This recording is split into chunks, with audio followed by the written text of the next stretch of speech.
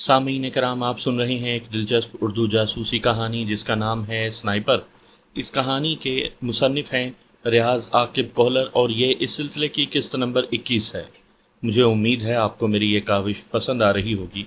आपने अगर अभी तक मेरा चैनल कहानी घर सब्सक्राइब नहीं किया तो अभी मेरे चैनल को सब्सक्राइब करके बेल नोटिफिकेशन ऑन कर लीजिए ताकि आने वाली हर नई कहानी की इत्तला बर वक्त आप तक पहुँच सके।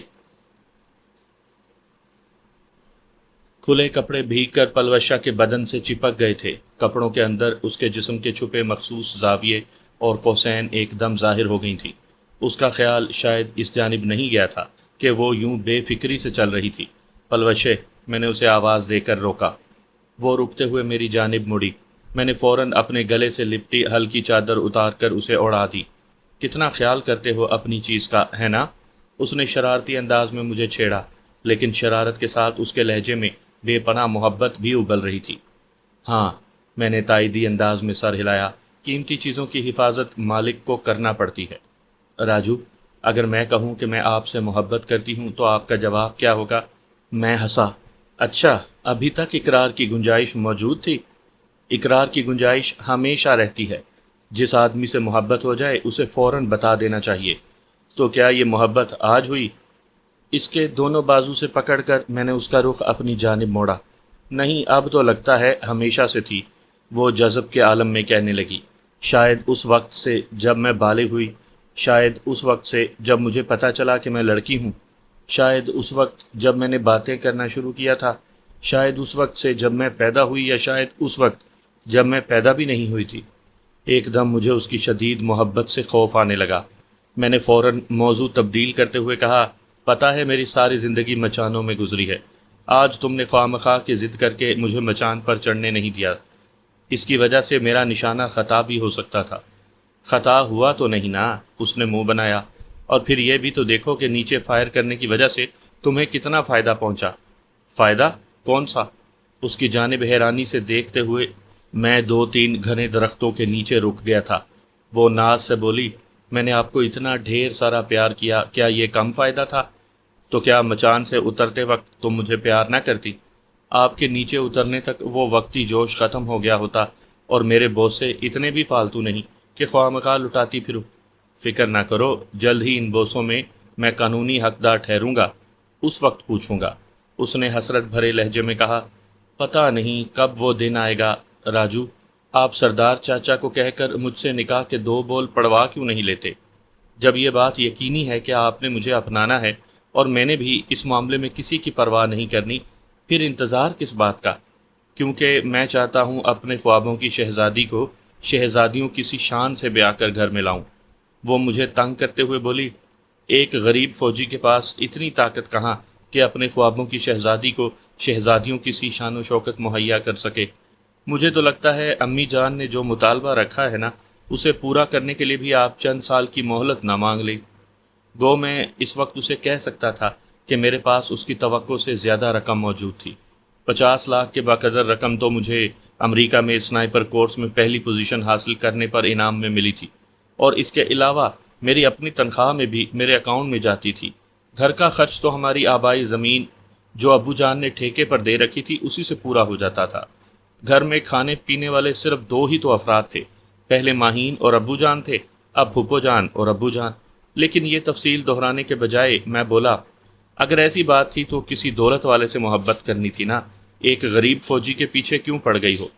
बस क्या करूं यार, जब अमीर ना मिले तो गरीब पर ही इक्तफा करना पड़ता है। पलवशा, तुम ये सब मजाक में कह रही हो, मगर मुझे बिल्कुल अच्छा नहीं लग रहा। ये ना हो मुझसे 2-3 थप्पड़ खा बैठो। मुझसे थोड़ा सा फासला पैदा करते हुए उसने कहा लगाया, मजाक तो खैर नहीं है। अच्छा ठहरो, बताता हूँ। मैं जारहाना अंदाज में उसकी जानिब बढ़ा और वो खिलखिलाते हुए भाग पड़ी। अचानक फायरिंग के तेज़ शोर में बारिश की टिप टिप दब गई। मुझे याद आया कि दुश्मन के कमांडर ने हमले का इंदिया दे दिया था, और पलवशा से बातें करते हुए ये बात मेरे जहन से निकल गई थी। लेकिन मुझे महसूस हो रहा था कि फायरिंग दूर दूर ही से हो रही थी। शायद वो अभी तक हमले के लिए आगे नहीं बढ़े थे। 12.7 mm गन का गरजना सबसे वाज़िया था। पलवशा, इधर आओ। मैंने घबरा कर उसे आवाज़ दी। इस तरह पुरशोर और धड़ धड़ फायरिंग में गोली भूली भटकी गोली उसका मिजाज भी पूछ सकती थी। میری گھبراہٹ بھری چیخ سنتے ہی وہ رکی اور بھاگ کر میرے پاس واپس آ گئی۔ اتنے پریشان کیوں ہو جاتے ہیں آپ؟ قریب آتے ہی اس نے میرا ہاتھ پکڑتے ہوئے نرمی سے ڈانٹا۔ میں نے فکر مندی سے کہا، گولیاں چلنے کی آواز پہنچ رہی ہے تمہارے کانوں تک؟ ہاں، لیکن ان میں میرے راجو جیسا کوئی بھی نہیں کہ مجھے ڈرنے کی ضرورت پڑے۔ بے وقوف، ان موسلا دھار چلنے والی گولیوں میں کوئی گولی بھی غلطی سے لگ سکتی ہے۔ میں اسے ساتھ لے کر دو درختوں کے موٹے تنوں اور پتھریلی چٹان کے درمیان میں بیٹھ گیا۔ اوپر درخت کی گھنی شاخوں کی وجہ سے وہاں بارش بھی اتنی زیادہ نہیں لگ رہی تھی۔ مجھے اگر گولی لگے گی تو ان دعاؤں کا کیا ہوگا جو میرا راجو ہر وقت میرے لیے مانگتا رہتا ہے؟ میرے ساتھ جڑ کر بیٹھتے ہوئے اس نے اعتماد بھرے لہجے میں کہا۔ میں اسے کوئی جواب دیے بغیر اس کا ہاتھ پکڑ کر اسے محسوس کرتا رہا۔ سخت بارش کے ساتھ شدید فائرنگ بھی ہو رہی تھی۔ میری طرح خوشحال خان کے آدمی بھی جانتے تھے کہ دشمن کھسیانی بلی کی طرح کھمبا نوچ رہا ہے۔ وہ ان کے آگے بڑھنے کے منتظر بیٹھے تھے، لیکن دشمنوں میں سے کوئی آگے نہ بڑھا۔ دن کا کھانا ہم نے نہیں کھایا تھا۔ دوپہر کو جب بارش ہلکی ہلکی بوندا باندی میں تبدیل ہو گئی تھی اور دشمنوں نے اپنا کافی ایمونیشن ہوا میں پھونکنے کے بعد چپ سادھ لی تھی، قابل خان ہمیں ڈھونڈتا ہوا وہاں آ نکلا۔ گیلے کپڑوں میں مجھے سردی محسوس ہو رہی تھی۔ پلوشا کا بدن بھی بالکل ٹھنڈا ہو رہا تھا۔ ذیشان بھائی، چلو بیٹھک میں چلتے ہیں۔ ہم نے کل رات بھی بیٹھک میں گزاری تھی، میرا خیال ہے آج ہمارا نمبر یہیں پڑ رہا ہے۔ میں نے واجبی سا انکار کیا۔ وہ مزاحیہ لہجے میں بولا، نہیں، میری چھوٹی بہن یہاں بیمار ہو جائے گی اور چونکہ وہ اکیلی جانے پر تیار نہیں ہوگی، اس لیے میں نے سوچا آپ کو ساتھ لیتا جاؤں۔ کیا خیال ہے؟ میں نے اپنے ساتھ جڑی بیٹھی پلوشا سے پوچھا۔ جہاں آپ رہیں گے پلوشا نے بھی وہیں رہنا ہے۔ تو چلو پھر۔ میں اٹھ کھڑا ہوا۔ قابل خان ہمارا بقیہ سامان ساتھ ہی لے آیا تھا۔ ہم قابل خان کی میت میں چل پڑے۔ ہمیں بیٹھک میں چھوڑ کر قابل خان گھر سے میرے لیے اپنے کپڑوں کا جوڑا اور پلوشا کے لیے خوشحال خان کی نوجوان بیٹی کے کپڑوں کا جوڑا وہ اٹھا لایا تھا۔ میں نے لڑکیوں والے کپڑے نہیں پہننے۔ پلوشا نے انکار میں سر ہلایا۔ میں نے کہا، صبح تک آپ کے کپڑے خشک ہو جائیں گے، دوبارہ اپنے کپڑے پہن لینا، رات گزارنے کے لیے تو یہ پہن لو نا۔ آپ کو بڑا شوق ہے مجھے زنانہ لباس میں دیکھنے کا۔ منہ بناتے ہوئے اس نے قابل خان سے وہ کپڑے لے لیے۔ اس کا انداز دیکھتے ہوئے قابل خان ہنستا ہوا باہر نکل گیا۔ کمرے کا دروازہ کنڈی کرتے ہوئے وہ بولی، اچھا میں کپڑے تبدیل کر رہی ہوں۔ اس نے مجھے مطلع کرتے ہوئے گویا رخ پھیرنے کو کہا تھا۔ کرو نا۔ اس کی طرف پیٹھ موڑ کر میں بھی کپڑے تبدیل کرنے لگا۔ شلوار تبدیل کرنے کے لیے میں نے چادر کا سہارا لیا تھا۔ کر لیے؟ اس کی شرمیلی سی آواز نے مجھے پیچھے مڑنے کا مژدہ سنایا۔ کالی سیاہ قمیض جس کے سامنے سفید دھاگے سے خوبصورت آبگینے ٹنگے تھے، سر پر اسی رنگ کا کڑھائی کیا ہوا دوپٹہ اوڑے وہ مجھے کوئی اور پلوشا نظر آئی۔ میرا دل یوں دھک دھک کرنے لگا جیسے سینے کا پنجرا توڑ کر باہر آ گرے گا۔ میں مبہوت ہو کر اسے دیکھنے لگا۔ اس نے شرماتے ہوئے نظریں جھکائیں اور پھر آہستہ سے بولی، کہیں نظر ہی نہ لگا دینا۔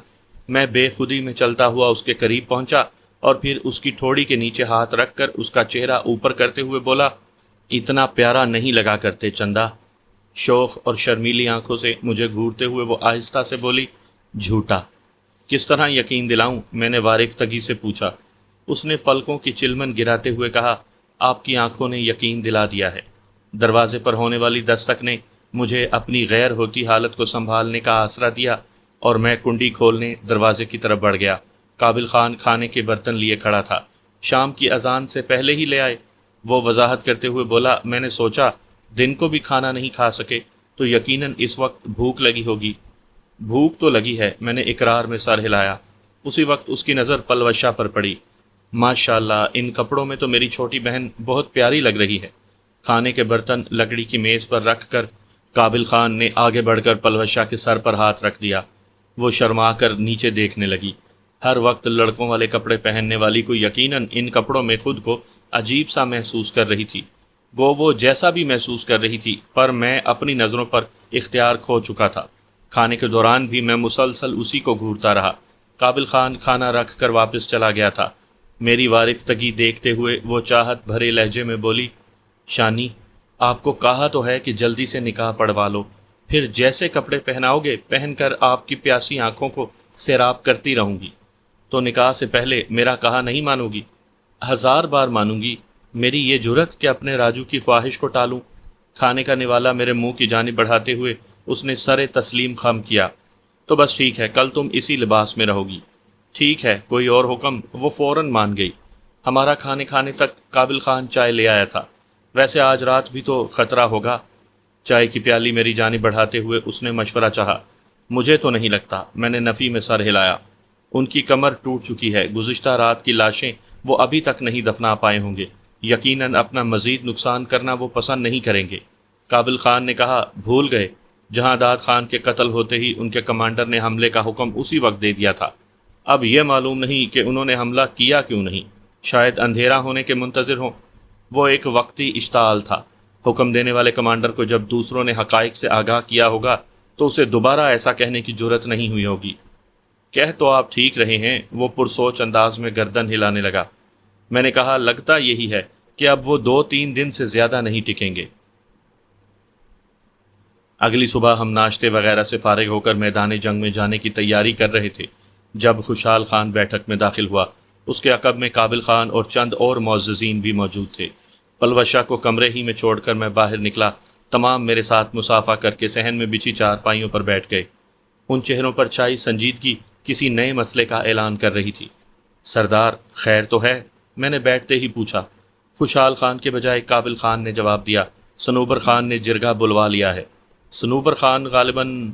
میں نے اندازہ لگانے کے لیے لب ہلایا اور میری بات مکمل ہونے سے پہلے قابل خان نے جلدی سے کہا، صنوبر خان جہاں داد خان کا جانشین اور غلام خیل کا نیا سردار ہے۔ میرا خیال ہے یہ خوشی کی بات ہے، جبکہ آپ لوگوں کے چہروں پر چھائی سنجیدگی اس سے میل نہیں کھا رہی۔ جرگے کے پیغامبر سے پتہ چلا ہے کہ صنوبر خان نے ہم پر الزام لگایا ہے کہ ہم نے پاک آرمی کے ایک فوجی کو پناہ دی اور اس لڑائی میں ہم نے آرمی کی مدد سے ان کا نقصان کیا ہے۔ ایسا کہتے ہوئے قابل خان کے ساتھ تمام معززین کی سوالیہ نگاہیں بھی میرے وجود پر گڑی تھی۔ میں نے صفائی دیتے ہوئے کہا، میرا خیال ہے کہ پاک آرمی کی کوئی امداد آپ کے پاس نہیں پہنچی۔ یوں بھی آرمی قبائل کے جھگڑوں میں مخل نہیں ہوا کرتی۔ زیادہ سے زیادہ آرمی قبائل کے جھگڑے میں فریق ثالث کا کردار ادا کر سکتی ہے۔ یوں کسی ایک قبیلے کے ساتھ مل کر دوسرے قبیلے سے مقابلہ نہیں کرتی۔ آپ آرمی کے بارے میں اتنا وثوق سے یہ بات کیسے کر سکتے ہیں؟ اخلاص خان نامی شخص نے شک بھرے لہجے میں سوال کیا۔ بات میرے کہنے کی نہیں، حقائق کی ہے۔ کیا آپ میں سے کسی نے پاک آرمی کو ایسا کرتے دیکھا ہے یا کسی نے سنا ہے کہ آرمی قبائل کی جنگ میں حصے دار بنی ہو؟ سیدھی بات یہ ہے ذیشان صاحب کہ صنوبر خان آپ کی شخصیت کو درمیان میں گھسیٹ رہا ہے۔ اگر آپ کا تعلق آرمی سے ہے تو یقیناً وہ اپنے دعوے میں سچا ثابت ہوگا، اور ہمیں آپ کو اس کے حوالے کرنے کے ساتھ مرنے والوں کا خون بہا بھی ادا کرنا ہوگا۔ اس مرتبہ خوشحال نے اصل صورتحال میرے سامنے رکھ دی۔ اس کے ساتھ ہی مجھ پر واضح ہوا کہ صورتحال کتنی گھمبیر تھی۔ میں نے فوراً اپنی پریشانی پر قابو پاتے ہوئے مصنوعی کہا لگایا، میں اور پاک آرمی سے یہ بھی خوب کہی، اگر ایسا ہوتا تو آپ کے پاس پناہ لینے نہ دوڑا آتا، پاک آرمی کی کسی پوسٹ کا رخ کرتا۔ پوسٹیں یہاں سے کافی فاصلے پر ہیں ذیشان صاحب۔ خوشحال خان سنجیدہ تھا۔ سردار، سیدھی بات یہ ہے کہ میرا نام ذیشان نہیں ہے، میرا اصل نام سلیم شاہ ہے۔ یہ کہتے ہوئے میں نے اپنی جیب سے وہ نقلی شناختی کارڈ نکال کر اس کی جانب بڑھا دیا جو اس علاقے میں آتے ہوئے مجھے سرکاری طور پر جاری ہوا تھا۔ اسی طرح سردار کے پاس بھی ایک نقلی شناختی کارڈ موجود تھا۔ اس پر درج پتے کے مطابق ہمارا جو گھر بنتا تھا، وہاں اگر جا کر کوئی معلوم کرنے کی کوشش کرتا تو اسے یہی معلومات دی جاتی جو میں وہاں بتا رہا تھا، اور میرا علاقہ مردان ہے۔ مگر آپ کا اپنا ساتھی آپ کو راجہ ذیشان کہہ کر بلاتا ہے۔ اس حالت میں بھی خوشحال خان نے پلوش شاہ کے لڑکی ہونے کی بات کو اپنے تک ہی رکھا تھا، گویا اس کے دل میں ہماری ہمدردی موجود تھی۔ سردار، یہ ایک لمبی کہانی ہے، ہوگی، لیکن جرگہ کل ہونا ہے اور ہمارے پاس آج کا دن موجود ہے۔ ٹھیک ہے، دوپہر کا کھانا کھا کر اس بارے تفصیل سے بات ہوگی۔ اب جب کہ ساری بات کھل گئی ہے تو میں اور میری منگیتر بھی پیچھے نہیں ہٹیں گے۔ منگیتر؟ اخلاص خان نے سوالیہ لہجے میں پکارا۔ پلو خان کا اصل نام پلوشہ خان وزیر ہے اور اس نے لڑکے کا روپ دھارا ہوا ہے۔ میں نے جو کہانی دماغ میں ترتیب دی تھی اس کے مطابق پلوشہ کی اصلیت سامنے لائے بغیر کام نہیں چل رہا تھا۔ ٹھیک ہے، 1 بجے دوبارہ اکٹھے ہوں گے۔ وہ تمام لوگ کھڑے ہو گئے سوائے قابل خان کے، باقی مجھ سے مصافحہ کرتے ہوئے رخصت ہو گئے۔ اتنا تو میں بھی جانتا تھا کہ وہ ہماری نگرانی ضرور کروائیں گے، چاہے اس کے لیے قابل خان کو مقرر کیا جائے یا کسی دوسرے تیسرے کو۔ تمام کے تمام رخصت ہوتے ہی قابل خان نے کہا، بیٹھیں ذیشان بھائی، بلکہ سلیم بھائی۔ میں دوبارہ چارپائی پر بیٹھ گیا۔ وہ اضطراری انداز میں ہاتھ مروڑتے ہوئے بولا، اگر آپ سمجھتے ہیں کہ صنوبر خان کا الزام درست ہے اور آپ صحیح طریقے سے اپنا دفاع نہیں کر سکیں گے تو میں آپ دونوں کو یہاں سے نکال سکتا ہوں، بعد میں جو ہوگا ہم بھگت لیں گے۔ اس کا فیصلہ آپ کھانے کے بعد ہونے والی گفتگو سن کر کرنا۔ اسے تسلی دیتے ہوئے میں نے اپنے چہرے پر اعتماد بھری مسکراہٹ بکھیری۔ تو پھر میں بھی اجازت چاہوں گا۔ اس نے بھی وہاں ٹھہرنا مناسب نہیں سمجھا تھا، البتہ ہمیں بچانے کی بات کر کے اس نے ساری ذمہ داری اپنے سر پر لینے کی جو بات کی تھی، اس نے مجھے اتنا اطمینان دلا دیا تھا کہ ہم دونوں اکیلے نہیں تھے۔ اس کے بیٹھک سے نکلتے ہی میں کمرے کی طرف بڑھا۔ پلوشا دروازے سے سر جوڑے ساری گفتگو سن رہی تھی۔ راجو، یہ سب کیا ہو گیا؟ اس کے لہجے میں مجھے پریشانی جھلکتی نظر آئی۔ کچھ بھی نہیں ہے راجو کی جان، میں اسے ساتھ لے کر چارپائی پر بیٹھ گیا۔ کیا آپ کا اصل نام سلیم شاہ ہے؟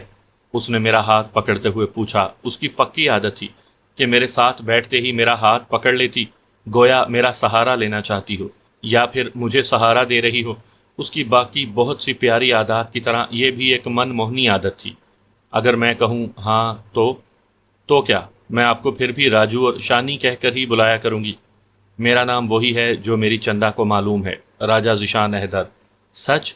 وہ نہ جانے کیوں اتنی زیادہ خوش ہو گئی تھی۔ ہاں، اور اب ہم نے ایسی کہانی ترتیب دینی ہے جس میں اگر ہم سے علیحدہ علیحدہ بھی کچھ پوچھا جائے تو ہماری بات ایک ہی ہو۔ ٹھیک ہے، بتائیں کیا جھوٹ بلوانا چاہتے ہیں؟ اس نے اپنا سر میرے کاندھے سے لگاتے ہوئے لگاوٹ کا اظہار کیا اور میں اس کے بالوں میں انگلیاں پھیرتے ہوئے اسے تمام تفصیل بتلانے لگا۔ بیچ بیچ میں وہ بھی کسی بات سے اختلاف کر کے نئی بات شامل کر دیتی۔ گھنٹہ ڈیڑھ لگا کر ہم نے ایک مکمل کہانی تیار کر لی تھی۔ جرگے کے معزز بزرگوں کے لیے 2 سجی ہوئی چارپائیاں رکھی گئی تھیں جن پر منقش چادریں بچھی تھیں۔ عام لوگوں کے بیٹھنے کے لیے زمین پر دری بچھائی گئی تھی۔ دونوں قبیلوں کے سرداروں کی چارپائیاں جرگے کے ارکان کے سامنے لگائی گئی تھیں۔ وہیں ایک چارپائی پر میں اور پلوشا بھی بیٹھے تھے۔ پلوشا اس وقت لڑکوں ہی کے لباس میں تھی۔ جرگے کا آغاز ہوتے ہی جرگے کے سب سے مشہور رکن ملک شامل خان داوڑ نے صنوبر خان کو اپنا مقدمہ پیش کرنے کا حکم دیا۔ صنوبر خان نے کھڑے ہو کر میرے جرائم کی ایک لمبی فہرست گنوائی جس میں روشن خان، انار گل، کبیل خان کے سالے خائستہ گل کے قتل کے ساتھ ساتھ کبیل خان کی حویلی کی تباہی کا ذکر بھی موجود تھا، اور اس کے تئیں یہ کام کرتے ہوئے میں اکیلا نہیں تھا بلکہ میرے ساتھ آرمی کے اور جوان بھی شامل تھے۔ آرمی کے قافلے کے خلاف لگائی جانے والی گھات کو ناکام بنانا، اور پھر روشن خان نے جب ہمیں گھیرا اور آرمی ہماری امداد کو پہنچی، یہ ساری باتیں اس نے بڑی تفصیل سے جرگے کے سامنے رکھی۔ آخر میں وہ کہہ رہا تھا، معزز مشر، ہمارے لیے اکیلے ایک شخص کو انجام تک پہنچانا کوئی مشکل کام نہیں۔ فوج بھی یہاں پر ہمارا مقابلہ نہیں کر سکتی، بلکہ سچ تو یہ ہے کہ میرا قبیلہ فوج خلاف کارروائیوں میں شامل ہے۔ ہمارے لیے اصل مسئلہ ہمارے وہ قبائلی سردار ہیں جو فوج کے ساتھ مل کر ہمارے خلاف ہتھیار اٹھاتے ہیں۔ سردار کبیل خان کے قتل کے بعد اگر ہمارے مجرموں کو وشلام کا سردار خوشحال خان محسود پناہ نہ دیتا تو آج ہمارے دونوں مجرم بھی ختم ہو چکے ہوتے اور سردار جہاں داد خان جیسا شیر بھی زندہ ہمارے درمیان موجود ہوتا۔ بہرحال جو ہونا تھا وہ تو ہو چکا۔ اب غلام خیل کا نیا ملک ہونے کے ناطے میرا مطالبہ یہ ہے کہ سردار خوشحال خان محسود ہمارے مجرموں کو ہمارے حوالے کرے اور حالیہ لڑائی میں ہمارے جتنے آدمی شہید ہوئے ہیں ان کا خون بہا ادا کرے۔ اپنی بات ختم کر کے وہ مشر شامل خان سے اجازت لے کر چارپائی پر بیٹھ گیا۔ مشر شامل خان نے سردار خوشحال خان کی طرف اشارہ کیا۔ خوشحال خان نے کھڑے ہو کر گفتگو کی ابتدا کی۔ معزز مشر، جہاں تک پاک فوج کے ساتھ مل کر جہاں داد خان مرحوم یا کبیل خان مرحوم کے خلاف کوئی کارروائی کرنے کی بات ہے تو یہ سراسر الزام ہے، اور سردار صنوبر خان اس الزام کو ثابت نہیں کر سکتا۔ اگر ہمارے ساتھ فوج کے جوان شامل ہوتے تو یقیناً انہیں اب تک یہیں کہیں ہونا چاہیے تھا، کیونکہ ہمارے گاؤں کو چاروں طرف سے سردار صنوبر خان کے لشکر نے گھیرا ہوا ہے، اور کوئی بھی بندہ ان کے آدمیوں کی اجازت کے بغیر اس علاقے میں داخل نہیں ہو سکتا۔ رہ گیا اپنے قبیلے میں کسی اجنبی کو پناہ دینے کی بات، تو اس کی اجازت بلکہ حکم مجھے قبائلی روایات دیتی ہیں۔ یہی بات اس دن میں نے سردار جہاں داد خان مرحوم سے بھی عرض کی تھی کہ جب تک اس کے مجرم میرے قبیلے میں رہیں گے میں ان کی حفاظت کا پابند ہوں گا، البتہ جب وہ میرے قبیلے کی حدود سے نکل جائیں گے تو پھر ان کا مجھ سے کوئی تعلق نہیں ہوگا۔ مگر سردار جہاں داد خان نے میری ایک نہ سنی اور اپنے بڑے لشکر کے زوم میں وہ میرے قبیلے کا گھیراؤ کر گیا۔ گولی چلانے کی ابتدا بھی انہوں نے کی، میرے 2 آدمی بھی پہلے انہوں نے شہید کیے، اس کے بعد جواب دینا میرا حق بنتا تھا۔ اس زمن میں معزز مشر یہ بات زیر نظر رکھے کہ 1.5 سال پہلے میرے ایک دشمن کو سردار قبیل خان اپنے ہاں پناہ دے چکا ہے، جو آج بھی غلام خیل میں اس کا لشکری بن کر زندگی گزار رہا ہے۔ وہ میرے قبیلے کا دشمن ہے، اور جس دن ہم میں سے کسی کو غلام خیل کی حدود کے باہر نظر آیا، ہم اپنا بدلہ لیں گے۔ لیکن ہم نے اس متعلق نہ تو سردار قبیل خان سے گلہ کیا، اور نہ اس کی وجہ سے دونوں قبیلوں کے درمیان جو معاہدہ ہو چکا تھا اس پر حرف آنے دیا۔ اب ان کی باری آنے پر بھی میں صنوبر خان سے اس وسیع القلمی کی خواہش رکھتا ہوں۔ سردار جہاں داد خان نے آپ کے مجرم کو آپ کے حوالے کرنے کی پیشکش کی تھی۔ اس مرتبہ صنوبر خان براہ راست خوشحال خان محسود کو مخاطب ہوا تھا۔ ہاں، یہ سچ ہے، خوشحال خان نے اس بات میں سر ہلایا، لیکن میں ایسا نہیں کر سکتا تھا۔ یہ بات سراسر قبائلی روایات کے خلاف تھی، اور میں نہیں چاہتا تھا کہ صرف اپنے دشمن کی بازیابی کے لیے اپنے پرکھوں کی شاندار روایات کو پس پشت ڈال دوں۔ یہ تو بزدلی اور خود غرضی کی علامت ہے۔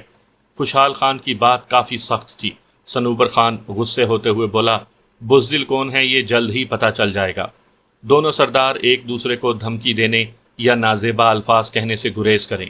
مشر شامل خان داوڑ نے فوراً انہیں اپنی طرف متوجہ کیا۔ دونوں سردار خاموش ہو گئے تھے۔ سردار خوشحال خان، کیا آپ کے پاس کوئی ایسا ثبوت موجود ہے جس سے ثابت ہو کہ آپ کا مہمان ذیشان یا ایس نامی شخص کا تعلق آرمی سے نہیں؟ اس بارے سردار صنوبر خان نے جو بات کی ہے اس کی روشنی میں تو آپ کے دونوں مہمان مشکوک ہیں، کیونکہ دونوں نے بغیر کسی وجہ کے نہ صرف سردار قبیل خان کو قتل کیا ہے، بلکہ اور بھی کئی ایسی کارروائیاں کی ہیں جن کی کوئی توجیہ نہیں کی جا سکتی، سوائے اس کے کہ آپ کے دونوں یا کم از کم ایک مہمان فوجی ہے اور دوسرا اس کا مقامی مددگار ہے، اور قبائلی روایات کے مطابق آپ سرکاری افراد کو ساتھ ملا کر کسی دشمن قبیلے کے خلاف بھی کوئی کارروائی نہیں کر سکتے۔ معزز مشر، میں اپنا جواب تفصیل سے دے چکا ہوں۔ باقی جہاں تک میرے مہمان کے فوجی ہونے کا تعلق ہے تو یہ الزام ایک غلط فہمی کا نتیجہ ہے، جس کا تفصیلی جواب میرا معزز مہمان ہی دے گا۔ اگر آپ کی اجازت ہو تو میرا مہمان اپنے اوپر لگے الزام کا جواب دینے کے لیے تیار ہے۔ اجازت ہے۔ مشر شامل خان نے ہاتھ اٹھا کر مجھے گفتگو کی اجازت دی۔ میں نے کھڑے ہوتے ہوئے کہا، معزز مشر، میری کہانی تھوڑی طویل ہے، اور اصل بات سمجھنے کے لیے ضروری ہے کہ میری تمام کہانی کو غور سے سنا جائے۔ اس ضمن میں جرگے کے معزز افراد کی قیمتی توجہ کا خواہش مند ہوں۔ میری کہانی کی ابتدا اس وقت ہوئی جب میں مجاہدین کے کیمپ میں جہاد کی غرض سے شامل ہوا، لیکن بامشکل چند دن ہی تربیت حاصل کر سکا ہوں گا کہ ایک دن طبیعت کی خرابی کی وجہ سے وقت سے پہلے تربیت کے میدان سے رہائشی کمرے کی طرف آ گیا۔ مجھے رہائش کے لیے جو کمرہ ملا تھا اس میں میرے علاوہ 4 اور لڑکے بھی تھے۔ ان لڑکوں میں ایک نوعمر لڑکا پلو خان بھی تھا جو کافی عرصے سے وہاں تربیت حاصل کر رہا تھا۔ اس دن اتفاق سے پلو خان بھی کسی وجہ سے تربیتی میدان میں نہیں جا سکا تھا۔ میں جب کمرے میں داخل ہونے لگا، پلو خان اس وقت کپڑے تبدیل کر رہا تھا۔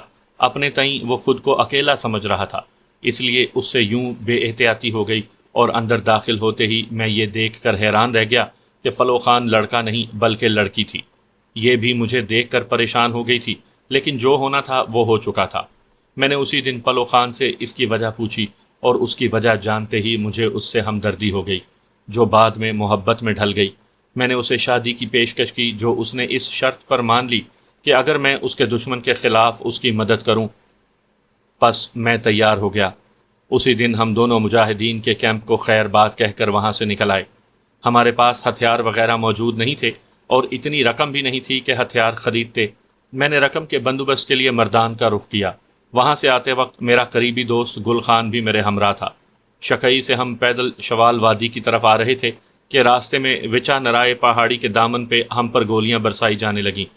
ہم ڈر کر وچا نرائے پر چڑھ گئے۔ اوپر جا کر معلوم ہوا کہ ان لوگوں نے فوج کے 2 جوانوں کو گھیرا ہوا تھا۔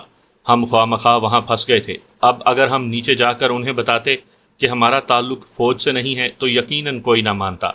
سارائی مصیبت کو دیکھ کر ہم فوجی جوانوں کے ساتھ دہشت گردوں کا مقابلہ کرنے لگے، اور حقیقت میں ہمیں اس وقت یہ معلوم ہی نہیں تھا کہ ہمارا مقابلہ قبیل خان کے لشکر سے ہے۔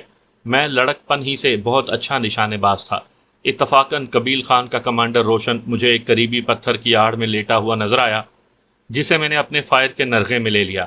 بعد میں اس کے معافی مانگنے پر میں نے اسے چھوڑ دیا تھا۔ اسی اثنا میں وہاں فوج کی گاڑیاں آ گئیں اور یہ بھاگ پڑے۔ بڑے افسروں نے ہمیں شاباش وغیرہ دے کر جانے کی اجازت دے دی۔ اب اس بات کو بنیاد بنا کر سردار صنوبر خان مجھے فوجی ثابت کرنے پر تل گیا، حالانکہ میں قبیل خان کے خلاف صرف اپنی منگیتر پلوشہ خان وزیر کے کہنے پر ہوا تھا، اور شاید معزز سردار یہ نہیں جانتا کہ پلوشہ خان اس کی ہم قوم ہی نہیں، ہم قبیلہ بھی ہے۔ پلوشہ کا تعلق غلام خیل سے ہے، اس کے والد کا نام یامین خان ہے، اور میں نے پلوشہ کی پوری کہانی بھی جرگے کے ارکان کے سامنے دہرا دی۔ باقی سردار ثقلین خان کے بیٹے کی شادی میں انار گل کو پلوشہ نے اس لیے قتل کیا کیونکہ انار گل وہی شخص ہے جس نے پلوشہ کے چھوٹے بھائی کو لات مار کر گاڑی سے نیچے گرایا تھا، جس کی وجہ سے اس معصوم کی موت واقع ہو گئی تھی۔ روشن خان خود ان کے اپنے آدمی کی گولی کا نشانہ بنا۔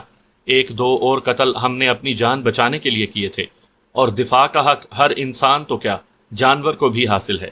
قبیل خان کی حویلی کی تباہی اور اس کے سالے خائستہ گل کے قتل کا الزام معزز سردار صنوبر خان بالکل بھی ثابت نہیں کر سکتا۔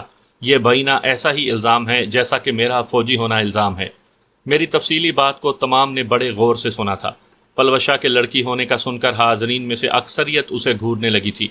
وہ سب سے بے نیاز خاموش بیٹھی تھی۔ صنوبر خان کھڑے ہوتے ہوئے بولا، ایک خوبصورت لڑکا لڑکیوں کی طرح لگ سکتا ہے، لڑکی ہو نہیں سکتا۔ میں نے فوراً جواب دیا، معزز مشر، اس کا فیصلہ تو کرنا نہایت آسان ہے۔ کوئی بھی خاتون پلوشہ کو خلوت میں لے جا کر آسانی سے اس حقیقت سے پردہ اٹھا سکتی ہے۔ ٹھیک ہے، مگر پلو خان ہے، پلوشہ ہے یا کوئی تیسری مخلوق، اس کے لڑکی ثابت ہونے پر اس کا قبیل خان پر لگایا گیا بہتان کہاں سچ ثابت ہوتا ہے؟ یوں تو کل کلاں کو مجھ پر، بلکہ مجھے چھوڑیں، گستاخی معاف معزز مشر پر بھی کوئی یہ الزام لگا کر ان کی قیمتی جان کے در پہ ہو سکتا ہے۔ میرا پر اعتماد رویہ دیکھتے ہوئے صنوبر خان نے فوراً پینترا بدلا۔ اس کی بات پر خاموش بیٹھی پلوشہ غضبناک ہو کر کھڑی ہوئی اور جرگہ مشر کی اجازت کے بغیر جذباتی لہجے میں بولی، قبیلے کے سردار کی حیثیت قبیلے کے باپ کی سی ہوتی ہے، اور قبیلے کی لڑکیاں اس کی بیٹیاں ہوتی ہیں۔ ایک باپ جب اپنی ہی بیٹیوں پر بری نگاہ رکھنے لگے اور اپنی ہی بیٹی کو جنسی ہوس کا نشانہ بنا کر قتل کر دے تو اس کے وارث کس سے انصاف کی بھیک مانگنے جائیں؟ عزتوں کے رکھوالے جب لٹیرے بن جاتے ہیں تو لٹنے والے بدلہ لینے کے لیے کسی بھی حد تک جا سکتے ہیں۔ قبیل خان نے نہ صرف میری بہن سپو گمائے کو اپنی ہوس کا نشانہ بنایا، بلکہ وہ میرے بھائی، باپ اور بہن کا قاتل بھی تھا۔ یہ آج سے 9-10 سال پہلے کا واقعہ ہے۔ اس وقت میں 7-8 سال کی بچی تھی۔ میرا پورا خاندان اس ظالم نے برباد کر دیا تھا، اور اسی وقت سے میں اور میری ماں نے اپنی زندگی کا مقصد ہی قبیل خان کی موت کو بنا لیا تھا۔ اگر اس متعلق کسی کو کوئی شک ہو تو میں معزز جرگے سے 1-2 دن کی مہلت طلب کرتی ہوں۔ غلام خیل میں کئی ایسے افراد موجود ہیں جو میرے حق میں گواہی دینے پر تیار ہو جائیں گے۔ غلام خیل جانے کی ضرورت نہیں ہے بیٹی، میں اس بات کا گواہ ہوں کہ قبیل خان نے یہ سب کچھ کیا جس کے بارے میں یہ بچی بات کر رہی ہے۔ حاضرین میں بیٹھے ہوئے ایک ادھیڑ عمر شخص نے کھڑے ہو کر فوراً پلوشہ کی بات کی تصدیق کر دی تھی۔ پلوشہ اسے شکر گزاری بھری نظروں سے دیکھتے ہوئے بیٹھ گئی تھی۔ اس کے بعد بھی صنوبر خان نے کافی آئیں بائیں شائیں کی، مگر ہمارا مقدمہ مضبوط تھا۔ اس کے ہر سوال کا شافی جواب ہمارے پاس موجود تھا۔ ہمارے مقدمے کا سب سے مضبوط پہلو پلوشہ کی مظلومیت اور اس کے واقعے کی سچائی تھی۔ پلوشہ کی کہانی میں میرے فوجی ہونے کی بات بھی پس پردہ چلی گئی تھی۔ تمام باتوں کے اختتام پر جرگے کے ارکان کمرے میں چلے گئے، اور آدھے گھنٹے کی گفت و شنید کے بعد باہر آ کر انہوں نے صنوبر خان کے مقدمے کو بے بنیاد قرار دیتے ہوئے پلوشہ کے حق میں فیصلہ دے دیا تھا۔ اس کے ساتھ جرگے نے فیصلہ سنا دیا کہ خوشحال خان جب تک چاہے مجھے اور پلوشہ کو اپنا مہمان بنا کر رکھ سکتا ہے۔ سب سے آخر میں جرگے کے مشر شامل خان نے سردار صنوبر خان سے درخواست کی تھی کہ وہ وشلام گاؤں سے پرانا معاہدہ بحال کرتے ہوئے علاقے کے امن میں مثبت کردار ادا کرے، اور بڑے پن کا مظاہرہ کرتے ہوئے قبیل خان مرحوم سے ہونے والی غلطی کو تسلیم کر کے اس کے ظلم کا شکار ہونے والے اپنے قبیلے کے افراد کو انصاف مہیا کرے۔ جرگے کا فیصلہ ہمارے حق میں ہوا تھا۔ ہم دونوں بہت خوش تھے۔ سردار خوشحال خان اور قابل خان بھی خوشی سے پھولے نہیں سما رہے تھے۔ دونوں بھائیوں نے خلوص دل سے ہمیں مبارکباد دی تھی۔ بیٹھک میں آتے ہی پلوشہ نم آنکھوں کے ساتھ مجھ سے لپٹ گئی تھی۔ راجو، آپ کی بدولت آج مجھے یہ دن دیکھنا پڑا کہ پورے علاقے میں قبیل خان کی بد کرداری کھل کر سامنے آ گئی۔ وہ اپنے انجام کو پہنچا اور اس کا بھائی بھی قتل ہوا، اور میں سرخ روح ہوں۔ اس کے ساتھ مجھے آپ جیسا شریک حیات بھی ملا۔ میں اللہ پاک کا جتنا بھی شکر ادا کروں وہ کم ہے۔ ٹھیک ہے جی، اللہ پاک کا شکر تو انسان کو ہر حال میں ادا کرتے رہنا چاہیے، لیکن فی الحال تم وہی کپڑے پہنو نا جو تمہیں قابل خان نے لا کر دیے تھے۔ ابھی لو۔ مجھ سے الگ ہوتے ہوئے وہ دیوار پر ٹنگے کپڑوں کی طرف بڑھ گئی۔ میں نے بھی اس کی جانب سے رخ پھیر لیا تھا۔ اب بتائیں کیسی لگ رہی ہوں؟ تھوڑی دیر کے بعد اس کی آواز ابھری۔ میں اس کی جانب مڑا۔ اس مرتبہ بھی مجھ پر پہلے والی کیفیت طاری ہو گئی تھی۔ مجھے مبہوت دیکھ کر وہ ایک بار پھر شرمانے لگی۔ اس شوخ اور چنچل لڑکی کی شرمیلی ادائیں کچھ زیادہ ہی با اثر تھیں۔ میری محویت میں قابل خان کی آمد سے خلل پڑا تھا۔ وہ کھانا لے کر آیا تھا۔ کھانے وغیرہ سے فارغ ہو کر خوشحال خان بھی آ گیا۔ دوران گپ شپ اس نے بڑے خلوص سے ہمیں اپنے قبیلے میں شامل ہونے کی دعوت دی، لیکن میں نے اس کا شکریہ ادا کرتے ہوئے نرمی سے انکار کر دیا کہ ایسا ہونا ناممکن تھا۔ میرے ساتھ صرف پلوشہ کا غم نہیں تھا، وہ مجھے جتنی پیاری جتنی عزیز ہوتی، پہلا حق میرے وطن کا تھا۔ ان کے جانے کے بعد پلوشہ مسر ہوئی کہ ہمیں سردار خوشحال کی بات وقتی طور پر مان کر وہیں رہائش اختیار کر لینی چاہیے۔ اس طرح ہماری شادی بھی 1-2 دن کے اندر ہو سکتی تھی۔ میں نے اسے ہلکے سے ڈانٹتے ہوئے کہا، لڑکیاں اپنی شادی کی بات نہ تو اس بے باکی سے کرتی ہوئی اچھی لگتی ہیں اور نہ بار بار شادی کے لیے بے چینی ظاہر کرتی ہیں۔ ٹھیک ہے، نہ مانے۔ پہلے بھی آپ نے کبھی میری مانی ہے جو آج مانیں گے؟ منہ پھلا کر وہ میرے پاس سے اٹھ کر دوسری چارپائی پر جا لیٹی۔ پگلی، جب کہہ دیا کہ جلد ہی شادی ہو جائے گی پھر خفا ہونے کا مطلب؟ میں تم سے زیادہ بے چین ہوں، لیکن چند دن کی مہلت تو دو نا۔ میں فوراً اسے منانے لگا، حالانکہ میں جانتا تھا کہ اس کا روٹھنا ڈرامہ تھا۔ اس کے باوجود مجھ سے برداشت نہیں ہوتا تھا۔ خدا نخواستہ اگر وہ سچ مچ خفا ہو جاتی تو میرا کیا ہوتا؟ چند دن کا مطلب ہوتا ہے زیادہ سے زیادہ 10 دن، سمجھے آپ؟ وہ معصومانہ انداز میں چلائی اور میں مسکرا دیا۔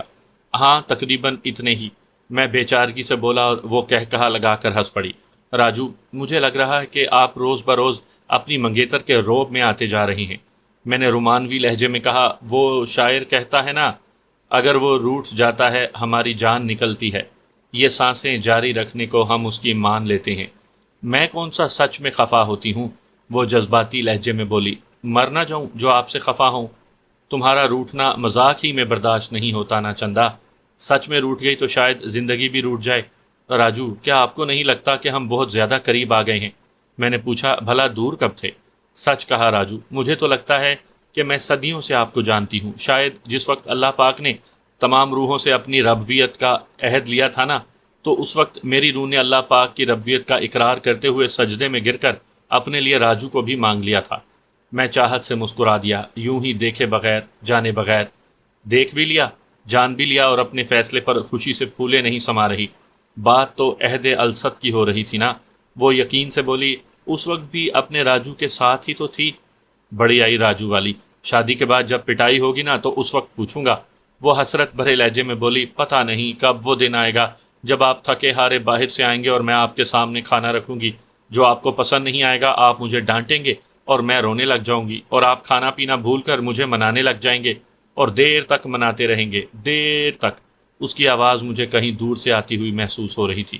میں دھیمی آواز میں گنگنانے لگا، تنخواہ میں جب لے کے آؤں گا ہاتھوں میں تیرے ہی دوں گا، جب خرچ ہوں گے وہ پیسے میں تم سے جھگڑا کروں گا۔ پھر ایسا ہوگا تو مجھ سے کچھ دیر روٹھی رہے گی، سوچے گی جب اپنے دل میں تو مسکرا کے اٹھے گی، آ کر گلے سے لگے گی۔ سونا نہ چاندی نہ کوئی محل میری جان تجھ کو میں دے سکوں گا، پھر بھی یہ وعدہ ہے تجھ سے، تو جو کرے پیار مجھ سے، چھوٹا سا گھر تجھ کو دوں گا، دکھ سکھ کا ساتھی بنوں گا۔ میں خاموش ہوا۔ وہ آنکھوں میں نمی لیے خوابناک لہجے میں بولی، راجو، گنگناتے رہو نا۔ اور میں دھیمی آواز میں گنگنانے لگا، چھٹی کا دن جب ہوگا ہم خوب گھوما کریں گے دن رات ہونٹوں پہ اپنے۔ اور پھر میری آواز بھر آنے لگی، میری آنکھوں میں بھی نمی اتر آئی تھی۔ یہی گانا تو میں ماہین کو بھی گنگنا کے سنایا کرتا، اور وہ مزاحیہ لہجے میں کہا کرتی تھی، اتنا بڑا گھر ہے اور آپ کہہ رہے ہیں کہ چھوٹا سا گھر لے کے دوں گا، اس لیے بہتر یہی ہے کہ آپ سے پیار نہ کروں، بس بیوی ہی بنی رہوں، کم از کم گھر تو بڑا مل گیا ہے نا۔ شاید اسی وجہ سے وہ مجھ سے پیار نہیں کر سکی تھی۔ پتہ نہیں اس کو بڑا گھر ملا تھا یا نہیں، لیکن اپنا پیار ضرور مل گیا تھا۔ ماہین کی یاد سے میرے اندر تلخی ابھرنے لگی تھی، لیکن جو ہی میری نظر ہاتھوں کے پیالے میں من موہنا سا چہرہ بھرے میرے جانب محبت پاش نظروں سے گھورتی ہوئی پلوشہ پر پڑی تو میری ساری تلخی، پشیمانی اور پریشانی کہیں بھاپ بن کر اڑ گئی۔ ایک دم مسکراہٹ نے میرے ہونٹوں پر قبضہ جما لیا تھا۔ حفظ ما تقدم کے طور پر ہم دونوں ہفتہ بھر قابل خان ہی کے مہمان بنے رہے۔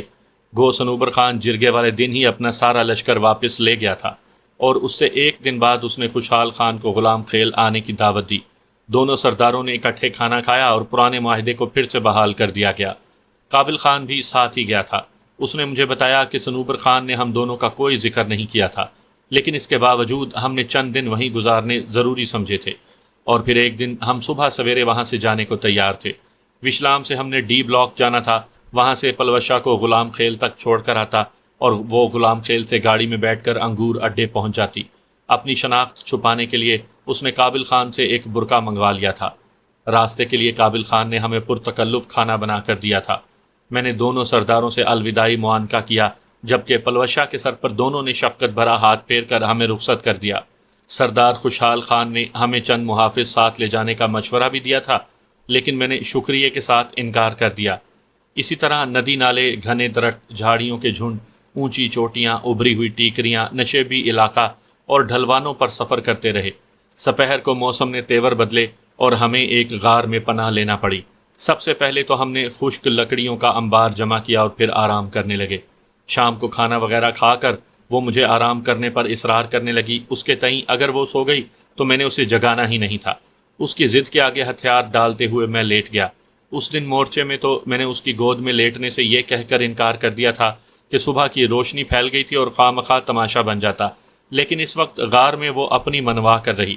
میں یہ بھی جانتا تھا کہ اس نے مجھے 12-1 بجے نہیں جگانا تھا، اور وہ ساری رات اسی طرح بیٹھے بیٹھے گزار دینی تھی۔ لیکن ہم سنائپرز کی نیند عموماً مرضی کے تابع ہوتی ہے۔ نہ تو ہم اتنی گہری نیند سوتے ہیں کہ ماحول سے بے خبر ہو جائیں، اور نہ مسلسل ہی نیند میں ڈوبے رہتے ہیں۔ بے شک پلوشہ بھی تربیت یافتہ تھی، لیکن اس کی تربیت اس نہج پر نہیں ہوئی تھی جس طرح ہم سنائپرز یا کمانڈوز کی ہوتی ہے۔ اس کے ساتھ وہ الڑ دوشیزہ بھی تھی، اور اس کی عمر کی نیند تو یوں بھی آدمی کو غافل کر دیتی ہے۔ 12:30 بجنے کو تھے جب خود بخود میری آنکھ کھل گئی۔ اس وقت پلوشہ بھی غار کی پتھریلی دیوار سے ٹیک لگائے بیٹھی تھی۔ وہ گاہے گاہے جلتی ہوئی آگ پر لکڑی کا ٹکڑا رکھ دیتی۔ لکڑیوں کا ڈھیر اس کے پاس ہی پڑا تھا۔ روشن ہوتی آگ مجھے یہ باور کروانے کے لیے کافی تھی کہ وہ ہوشیار تھی۔ سلیپنگ بیگ سے باہر آتے ہوئے میں نے کہا، آؤ سو جاؤ۔ اتنی جلدی آپ جاگ گئے؟ وہ اب بھی مجھے سلانے پر کمر بستہ تھی۔ قریباً 1 ہونے والا ہے، اس لیے چپ چاپ رضائی میں گھس جاؤ۔ میں نے اسے پیار سے ڈانٹا اور وہ میرا منہ چڑھاتے ہوئے رضائی میں گھس گئی۔ تکیہ اسے وہی ملا تھا جس کی وہ دل میں خواہش رکھتی تھی۔ چائے کا خشک راشن ہمارے پاس موجود تھا۔ صبح چائے اور رات کی بچی ہوئی روٹی سے ناشتہ کر کے ہم ایک بار پھر روانہ ہو گئے۔ دوپہر 12-1 بجے کے قریب ہم ڈی بلاک پہنچ گئے تھے۔ سنتری کو اپنی شناخت کروا کر میں نے بیرٹ M7 اور دوسرے سامان کا تھیلا وہیں چھوڑا اور صرف کلاشنکوف اور پستول لے کر پلوشہ کے ساتھ روانہ ہو گیا۔ اس کے پاس بھی کلوز بٹ والی کلاشنکوف اور قبیل خان سے چھینا ہوا قیمتی پستول موجود تھا۔ آگے کا سفر مسلسل اترائی پر مشتمل تھا۔ سپہر تک ہم اس جگہ پر پہنچ گئے تھے جہاں سے ہمیں عارضی طور پر الوداع ہونا تھا۔ راجو، وہ سسکتے ہوئے مجھ سے لپٹ گئی۔ پگلی، روتی کیوں ہو؟ 2-3 دن کی تو بات ہے۔ میں بس اپنی چھٹی کروا کر پرسوں ترسوں تک انگور اڈے پہنچ جاؤں گا۔ کہیں دیر نہ کر دینا، یہ نہ ہو مجھے کچھ ہو جائے۔ وہ بالکل باولی ہو رہی تھی۔ چندہ فکر نہ کرو اور مخابرے پر رابطہ رہے گا۔ روزانہ رات کے 8 بجے چینل نمبر 5 پر میں اپنی جان کی آواز سننے آؤں گا۔ اگر 3 دن سے 1 گھنٹہ بھی زیادہ لگایا نا تو بالکل بھی بات نہیں کروں گی۔ اس نے منہ بسورا۔ اتنا ظلم؟ میں گویا کراہتے ہوئے بولا تھا۔ اور جو میری حالت ہو رہی ہوگی وہ ظلم نہیں ہوگا؟ وہ سچ مچ رونے لگ گئی تھی۔ ان قیمتی موتیوں کو اپنے ہونٹوں سے چنتے ہوئے میں زبردستی مسکرایا۔ گڑیا، ایک فوجی کی بیوی بننے جا رہی ہو، جدائی کی عادت تو ڈالنا پڑے گی، اور یہ بھی ذہن میں رہے وطن کے محافظ کبھی کبھی عارضی جدائی کو حشر تک موقوف بھی کر دیتے ہیں۔ بکواس نہ کریں، سمجھے؟ اچھا، مذاق کر رہا تھا، میں بس یوں گیا اور یوں آیا۔ ہو سکتا ہے تم سے پہلے انگور اڈے پہنچ جاؤں۔ آمین۔ اپنی آنکھوں پر الٹا ہاتھ پھیرتی ہوئی وہ مجھ سے بمشکل علیحدہ ہوئی۔ کلاشنکوف گلے میں ڈال کر اس نے اوپر سفید برقع پہنا اور سامنے سے برقعے کا پلو اٹھا کر مجھے چاند چہرے کا آخری دیدار کروانے لگی۔ چند دن کی جدائی بھی میرا دل چیرے جا رہی تھی۔ ایک لمحے کے لیے میں نے سوچا کہ اسے واپس اپنے ساتھ ڈی بلاک پر لے جاؤں اور وہاں سے چھٹی وغیرہ کروا کر اپنے ساتھ انگور اڈے لے جاؤں، یا پہلے جس طرح میں نے سیدھا انگور اڈے جانے کا سوچا تھا اس پر عمل کروں۔ لیکن پھر آرمی کے ڈسپلن کا خیال آتے ہی میں نے اس کمزور سوچ پر قابو پا لیا اور سیدھا اگر اس کے ساتھ چلا جاتا تو چھٹی کیسے لے پاتا۔ اگر آج میں اس سے چند دن دور نہیں رہ سکتا تھا تو کل کلاں کو جب وہ میری بیوی بن کر تلا گنگ میں بیٹھی ہوتی تو تب میں دن کیسے گزارتا؟ اپنے پیاروں سے جدائی تو یوں بھی ہم فوجیوں کا مقدر ہوتا ہے، کبھی سیاچن اور کارگل کے برف پوش پہاڑوں میں جہاں رگوں میں خون کی گردش جما دینے والی ٹھنڈ پڑتی ہے، وہاں اپنے پیاروں کی یادوں کا الاؤ جلا کر اس گردش کو رواں رکھتے ہیں۔ کبھی وزیرستان کی بارود اگلتی وادیوں میں اپنے لیے دعائیں کرنے والوں کے مناجات سے حوصلہ پا کر دشمن کو منہ توڑ جواب دیتے ہیں۔ کبھی سندھ کے خشک صحراؤں میں پیاس اور گرمی کا مقابلہ یہ سوچ کر کرتے ہیں کہ کم از کم ہماری وجہ سے وطن عزیز کی کتنی مائیں بہنیں بیٹیاں بھائی اور بزرگ آرام کی نیند سو رہے ہیں۔ کبھی بلوچستان کی بے آب و گیا پہاڑیوں میں پسینہ بہاتے ہوئے دل کو وہ وقت بیت جانے کی تسلی دیتے ہوئے وقت گزار لیتے ہیں۔ یہ جدائی، یہ بچھڑنا، یہ دوریاں، یہ فاصلے، یہ تڑپنا رونا اور آہیں سسکیاں تو ہم فوجیوں کا مقدر ہے، اور اس کا بدلہ صرف اللہ پاک کی ذات ہی دے سکتی ہے۔ تنخواہ کے نام پر موصول ہونے والے چند روپے یقیناً اس کا بدل نہیں ہو سکتے۔ جاؤ گڑیا، میں نے دھیمے لہجے میں کہا۔ اس وقت میں خود کو بہت کمزور محسوس کر رہا تھا۔ نفی میں سر کو دائیں بائیں ہلاتے ہوئے وہ ایک مرتبہ پھر تڑپ کر آگے بڑھی اور سسکتے ہوئے مجھ سے لپٹ گئی۔ کہہ تو دیا ہے کہ جلدی آؤں گا۔ میں نے اسے ڈانٹنے کی کوشش کی مگر میرے منہ سے فقط بے بسی بھری آواز ہی نکل سکی۔ وہ بے آواز روتی رہی۔ پلوشے، پتہ ہے نا، اگر انگور اڈے والی آخری گاڑی نکل گئی تو کتنا مسئلہ بنے گا تمہارے لیے، اور میں یہاں سے ڈی بلاک تک میں بھی جانے کی رات کس وقت پہنچوں؟ کیا یہی چاہتی ہو کہ اندھیرے میں ٹھوکریں کھاتا رہوں؟ اس مرتبہ میری بات کا اس پر خاطر خواہ اثر ہوا۔ ایک جھٹکے سے مجھ سے جدا ہو کر اس نے برقع چہرے پر ڈالا اور پیچھے مڑ کر تیز قدموں سے دور جانے لگی، یوں جیسے اگر ایک سیکنڈ کی دیر ہو گئی تو وہ جا نہیں پائے گی۔ میں وہیں رک کر اسے جاتا دیکھتا رہا۔ پیچھے مڑے بغیر اس نے نالا عبور کیا اور پھر فرلانگ بھر کا فاصلہ طے کر کے سڑک پر چڑھ گئی۔ میں وہیں کھڑا اسے دیکھتا رہا، یہاں تک کہ غلام خیل سے ایک ویگن نکل کر انگور اڈے کی طرف جانے لگی۔ اس کے ہاتھ کا اشارہ پا کر ویگن اس کے قریب آ کر رکی۔ آخری مرتبہ اس نے پیچھے مڑ کر دیکھا، یوں جیسے اسے اچھی طرح معلوم ہو کہ میں یہیں کھڑا ہوں گا، اور پھر ویگن میں بیٹھ گئی۔ ویگن کے آگے بڑھتے ہی میں تھکے تھکے انداز میں پیچھے مڑا اور ڈی بلاک کی بلندیاں سر کرنے لگا۔ میرے دل و دماغ میں اس وقت پلوشہ کے بچھڑنے کے علاوہ کوئی خیال جاگزی نہیں تھا۔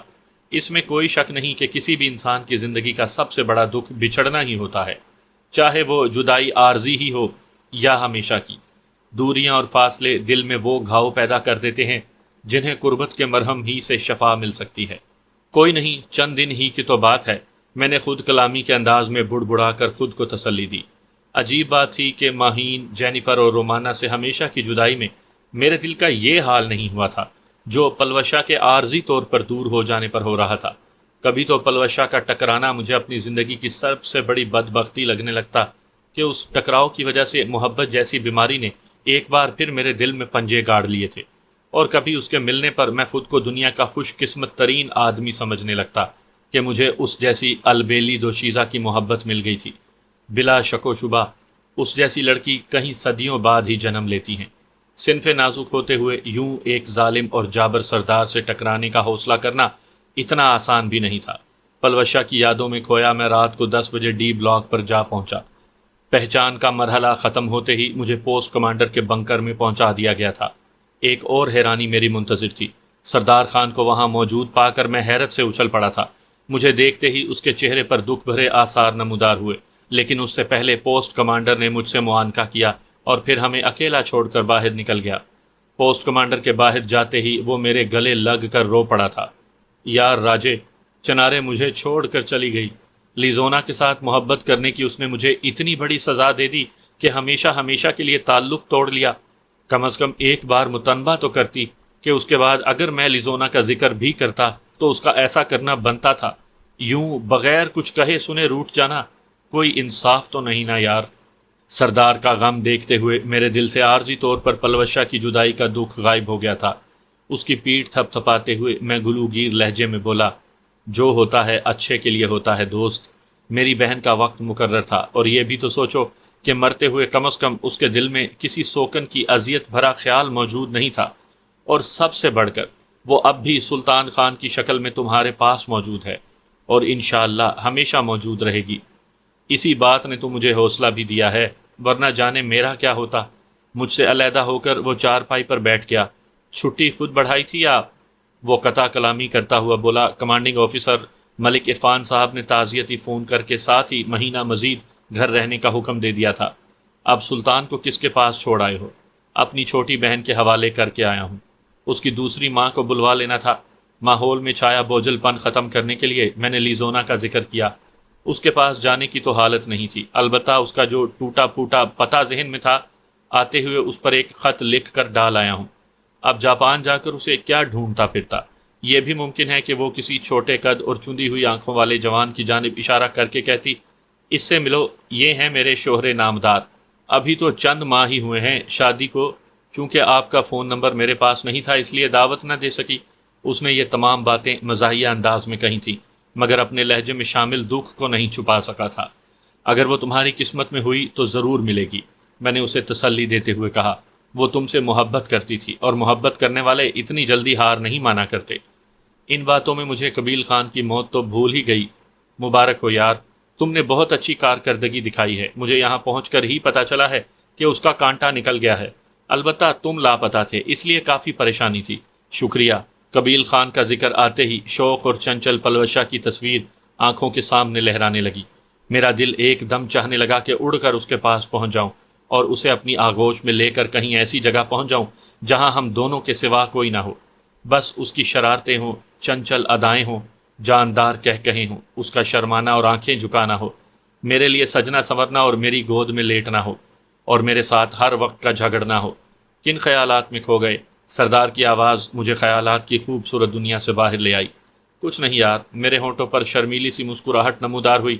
راجے، ایک بات تو بتاؤ۔ کیا؟ میں اپنی چھوٹی بہن بھی تمہارے پاس چھوڑ گیا تھا، اس کا کیا ہوا؟ کیا قبیل خان کی موت کے وقت وہ تمہارے ساتھ ہی تھی؟ یقیناً اس خبیث کی موت پر وہ خوش تو ہوئی ہوگی۔ ہاں، بہت خوش تھی۔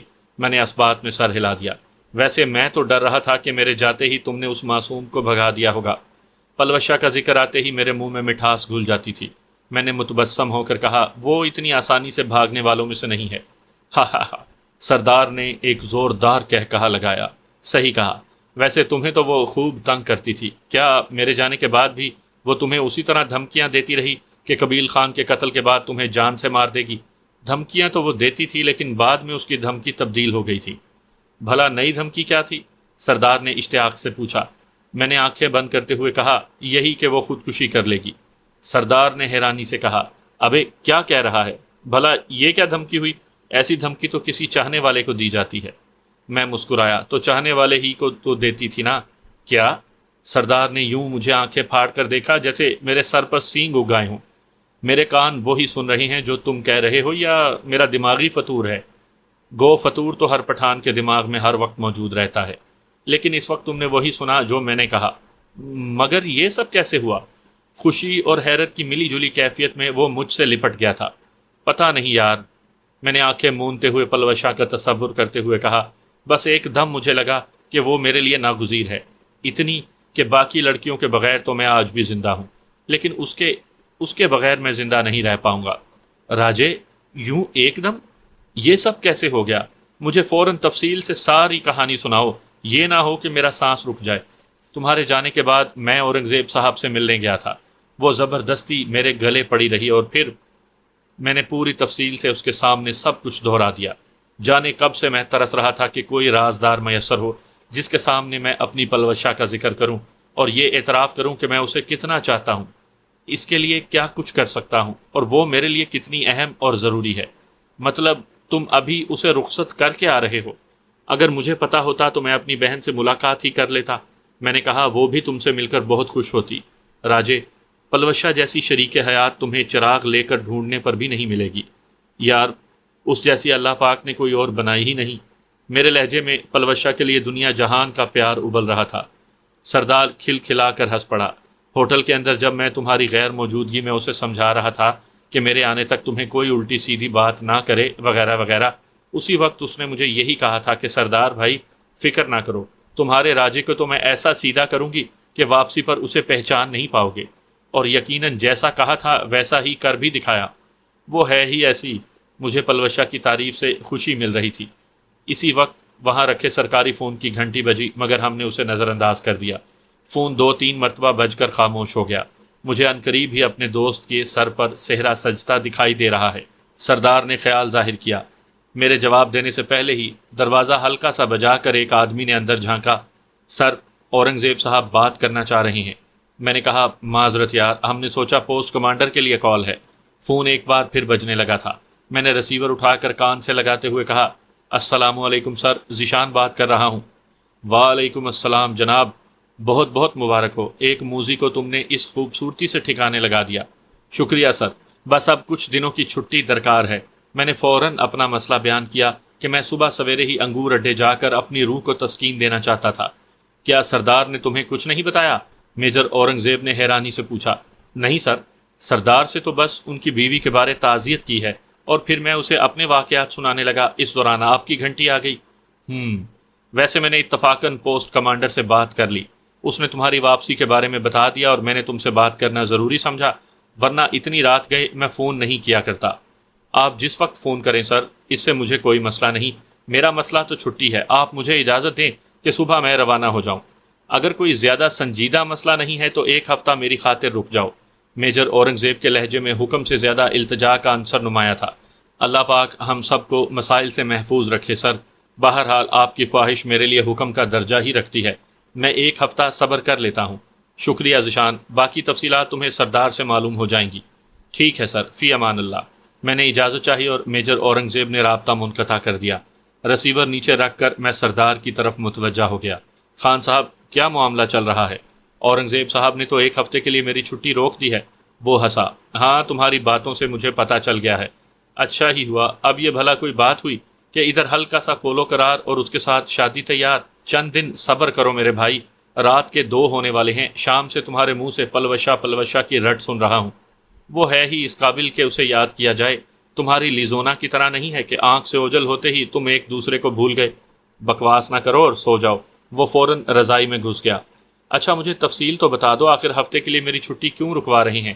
بتایا تھا نا کہ پلوشے نے 3 دن کی مہلت دی ہوئی ہے، ایک دن بھی اوپر ہونے کی صورت میں اس نے بات نہیں کرنی۔ اتنے ماہ ہو گئے ہیں میں نے لیزونا سے بات نہیں کی، تو کیا ہوا، زندہ ہوں نا، تم بھی نہیں مرو گے۔ خیر، تفصیلات جانے بغیر تو میں نے تمہیں سونے نہیں دینا، میں نے 2 ٹوک لہجے میں کہا۔ گزشتہ 1 ماہ سے دہشت گردوں کے حملوں کی رفتار میں خاطر خواہ اضافہ ہوا ہے۔ کافی پہاڑی چوٹیاں اب تک دہشت گردوں کے قبضے میں ہیں۔ وچا نرائی کی بلندی پر آرمی نے 2-3 مورچے بنائے ہیں، جہاں سے میں نے اور تم نے ذخیرہ ٹاپ پر دہشت گردوں کی نقل و حرکت میں رکاوٹ ڈالنی ہے۔ لیکن اس سے پہلے ایک اور ضروری کام یہ ہے کہ پرسوں وانا سے ایک ٹینک لایا جا رہا ہے، جسے حفاظت سے یہاں تک پہنچانے میں ہم نے بھی اپنا کردار ادا کرنا ہے۔ کل ایک QRF کے ساتھ جا کر ہم نے راستے میں آنے والی ایسی جگہوں کا چناؤ کرنا ہے جہاں سے دشمن سنائپرز گھات لگا کر آنے والے قافلے کو نقصان پہنچا سکتے ہیں۔ کچھ حساس جگہوں پر فوجی جوان پیکٹنگ کریں گے، کچھ جگہیں راستے میں آنے والی پوسٹیں سنبھالیں گی، اور ہم نے بھی اس کارروائی میں اپنا حصہ ڈالنا ہے۔ ٹینک اور اس علاقے میں نے حیرانی سے پوچھا۔ جی ہاں، یہ ذخیرہ ٹاپ کے خلاف منگوایا جا رہا ہے۔ ڈی بلاک کے اوپر جو پوسٹ ہے 3349، اس پر سے ذخیرہ پوسٹ کو نشانہ بنایا جائے گا۔ میرا خیال ہے اتنی بلندی پر ٹینک کا چڑھنا ایک ریکارڈ ہی ہوگا۔ اورنگزیب صاحب بھی یہی بتا رہے تھے۔ سردار نے اس بات میں سر ہلا دیا۔ مگر ٹینک کو ہماری حفاظت کی کیا ضرورت؟ یہ کوئی الزرار یا الخالد ٹینک نہیں ہے، یہ تو وہی پرانا ٹینک ہے جس میں جدید کمپیوٹر سسٹم موجود نہیں تھا۔ ٹینک نامعلوم نیا ہے یا پرانا، مگر اس ظالم نے میری دوریوں کی میعاد میں اضافہ ضرور کر دیا ہے۔ یار تم تو بالکل ہی بے صبرے ہوتے جا رہے ہو۔ سردار کے لہجے میں شامل تشویش بالکل حقیقی تھی۔ اتنا بے چین میں نے اس سے پہلے تمہیں نہیں دیکھا۔ اس سے پہلے مجھے پلوشیں بھی تو نہیں ملی تھی نا۔ میں نے اس کی بات جھٹلانے کی کوشش نہیں کی تھی۔ سردار جھلا کر بولا، اس میں ایسے کون سے سرخاب کے پر لگے ہیں، ایک لڑکی ہی تو ہے۔ نہ جانے دنیا میں اس سے کتنی حسین اور خوبصورت لڑکیاں موجود ہوں گی، بلکہ دور کیوں جاتے ہو، لیزونا ہی کو لے لو۔ آخری فقرہ اس نے مزاحیہ انداز میں کہا تھا۔ جہاں تک میری تحقیق ہے تو پلوشے سے خوبصورت نہ تو اس سے پہلے کسی لڑکی کی دنیا میں آمد ہوئی ہے، اور نہ اس کے بعد اللہ پاک نے کسی کو اتنے حسن سے نوازنا ہے۔ باقی رہی بات لیزونا بہن کی، تو اس بارے میں یہی کہہ سکتا ہوں کہ دل کے خوش رکھنے کو غالب یہ خیال اچھا ہے۔ سردار نے منہ بنایا۔ مجنوں کو بھی کالی لیلا دنیا کی سب سے حسین لڑکی نظر آتی تھی۔ دیکھ لو، یہی بات میں تمہیں لیزونا کے متعلق سمجھانے کی کوشش کر رہا ہوں۔ اچھا اب سو جاؤ، میری جانب پیٹھ موڑتے ہوئے سردار نے اپنا سر رضائی کے اندر کر لیا۔ میں نے بھی اپنی آنکھیں بند کر لی تھی۔ دن بھر کی تھکن کے باوجود میں جلدی نہیں سو سکا تھا۔ پلوشہ میرے خیالوں میں سرگرداں رہی۔ بڑی مشکل سے اپنے خیالات کو مشن کی جانب موڑ کر میں سونے میں کامیاب ہو سکا۔ صبح کی نماز کے لیے مجھے سردار نے جگایا تھا۔ نماز پڑھ کر میں دوبارہ سو گیا۔ ناشتہ ہم نے 9-10 بجے کیا تھا۔ ناشتے کے بعد QRF کی 5 گاڑیوں کے ساتھ ہم راستے کی کراولی کے لیے روانہ ہو گئے۔ 4-5 گھنٹوں میں ہم شکئی پہنچ گئے تھے۔ وہاں دن کا کھانا کھا کر ہم واپس لوٹے اور گاڑیوں کے ساتھ واپس جانے کے بجائے راستے میں اتر گئے۔ وہاں سے ہم نے اپنا مورچہ سنبھالنے کی جگہ پر پہنچنا تھا۔ آنے والی صبح وانا سے ٹینک نے روانہ ہونا تھا۔ ممکن تھا کہ وہ وانا سے بمشکل شکئی تک ہی پہنچ پاتا، لیکن ہم نے پہلے سے اپنی جگہ پہنچ جانا تھا۔ وزیرستان کی پہاڑیوں میں رات گزارنے کی جگہ تلاش کرنا اتنا بھی مشکل نہیں ہے۔ وہاں سردی کی شدت اپنی جگہ برحق ہے، لیکن درختوں کی اتنی زیادہ بہتات ہے کہ پہاڑی بلندیوں پر خشک لکڑی وافر مقدار میں مل جاتی ہے، جنہیں جلا کر سردی کی شدت کا مقابلہ آسانی سے کیا جا سکتا ہے۔ کوئی غار تو ہم تلاش نہیں کر پائے تھے، البتہ ایک بڑی چٹان کے نیچے ہمیں رات گزارنے کے لیے جگہ مل گئی تھی۔ تیز ہوا سے نبرد آزما ہونے کے لیے ہم نے خالی جانب پتھروں کی دیوار بنا دی تھی۔ وہاں چھوٹے بڑے اتنے پتھر بکھرے پڑے تھے کہ چھوٹی سی دیوار تو کیا پورا کمرہ بنایا جا سکتا تھا۔ ہم نے تو بس پتھروں کو ترتیب سے رکھ کر 2-2.5 فٹ دیوار بلند کی تھی، تاکہ ایک تو ہماری جلائی ہوئی آگ دور تک نظر نہ آ سکے، دوسرا تیز چلنے والی ہوا سے بھی آگ کو بچایا جا سکے۔ اندھیرا چھانے تک ہم رات گزارنے کے انتظامات سے فارغ ہو گئے تھے۔ سردار آگ جلا کر چائے بنانے لگا۔ میں نے کلائی پر بندی گھڑی پر نگاہ دوڑائی، 7 بج رہے تھے۔ پلوشہ سے بچھڑے ہوئے 24 گھنٹے سے زیادہ وقت بیت گیا تھا۔ اسے رخصت کرتے وقت طے یہی ہوا تھا کہ ہم روزانہ رات کے 8 بجے چینل نمبر 5 پر بات کریں گے۔ گھنٹہ بھر پہلے ہی آئی کام آن کر کے میں نے چینل نمبر 5 لگا دیا تھا، لیکن وقت تھا کہ نہایت سست رفتاری سے آگے بڑھ رہا تھا۔ سردار نے چائے بنا کر مخصوص بسکٹوں کا پیکٹ اور چائے کی پیالی میری جانب بڑھا دی۔ میں سرعت سے بسکٹوں کا پیکٹ چبا کر چائے کی پیالی میدے میں انڈیلی اور خالی پیالی سردار کی طرف بڑھا دی۔ اور چائے؟ وہ مستفسر ہوا۔ شکریہ کہہ کر میں گھڑی دیکھنے لگا۔ تم 50ویں بار گھڑی دیکھ رہے ہو، کیا اس طرح بے صبری ظاہر کرنے سے وقت جلدی گزر جائے گا؟ تمہیں کوئی مسئلہ؟ میں نے اسے جھڑکنے میں 1 منٹ نہیں لگایا تھا۔ مسئلہ تو کوئی نہیں، بس تمہاری حالت دیکھتے ہوئے ترس آ رہا ہے۔ وہ کیا کہتے ہیں، عشق نے غالب نکما کر دیا، ورنہ ہم بھی آدمی تھے کام کے۔ غالب یا اقبال کا شعر پڑھ کر بھی تم خان ہی رہو گے، عقل مند نہیں کہلا سکتے۔ وہ فلسفیانہ لہجے میں بولا، پٹھانوں کو بے وقوف سمجھنے والوں کی اپنی عقل میں فطور ہوتا ہے۔ اچھا، اگر اتنے ہی عقل مند ہو تو بتاؤ، دنیا کی سب سے خوبصورت اور پیاری لڑکی کا نام کیا ہے؟ یہ بھی کوئی پوچھنے کی بات ہے؟ لیزونا کے علاوہ بھلا کون ہو سکتا ہے؟ میں نے افسوس بھرے انداز میں سر ہلایا۔ رہے نا وہی پٹھان کے پٹھان، میں نے تم سے بے وقوف ترین لڑکی نہیں، خوبصورت لڑکی کا پوچھا ہے، جس کا درست جواب تھا پلوشہ خان وزیر۔ لیزونا جاپانی انٹیلیجنس کی ذہین آفیسر ہے، بے وقوف کیسے ہو گئی؟ بے وقوف آدمی شکل سے نہیں حرکتوں سے پہچانا جاتا ہے، اور ایک پٹھان کو دل دے کر اس نے اپنی ذہانت کا پول کھول دیا ہے۔ اچھا کی آخری الف کو لمبا کھینچتے ہوئے وہ معنی خیز لہجے میں بولا، اگر پٹھانوں کو دل دینا بے وقوفی اور بے عقلی کی نشانی ہے تو میرا خیال ہے پلوشہ خان وزیر کوئی سندھی، بلوچی یا پنجابی نہیں۔ مجھے تم سے بحث ہی نہیں کرنی۔ گھڑیوں کی سوئیوں کو 8 بجنے کا اعلان کرتا دیکھ کر میں اس کے پاس سے اٹھ گیا۔ چٹان کے اوپر چڑھ کر میں نے اسے بار بار پکارنا شروع کر دیا تھا، پلوشے، پلوشے، پلوشے، مگر اس کی جوابی آواز سنائی نہیں دی تھی۔ کافی دیر میں سر کھپاتا رہا، مگر اس کی دل لبھانے والی آواز نہیں سن پایا تھا۔ یقیناً وہ زیادہ فاصلے پر موجود تھی، جہاں تک آئی کام رابطہ نہیں کر پا رہا تھا۔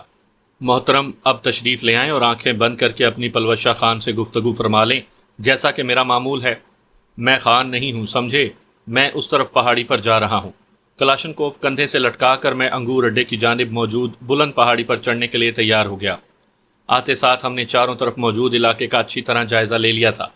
اس پہاڑی اور جس پہاڑی پر ہم موجود تھے، ان دونوں کے درمیان ایک کم بلندی پہاڑی اور 2 نالے پڑ رہے تھے۔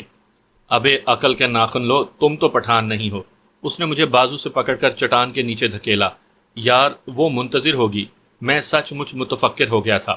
تمہیں اس پہاڑی پر پہنچنے تک کم از کم ہی 2-3 گھنٹے لگ جائیں گے، اور اس وقت تک جانان سو چکی ہوگی۔ 8 بجنے کے بعد وہ زیادہ سے زیادہ گھنٹہ آدھ گھنٹہ انتظار کرے گی۔ آخر صبح تک تو اس نے آئی کام آن کر کے نہیں بیٹھے رہنا نا۔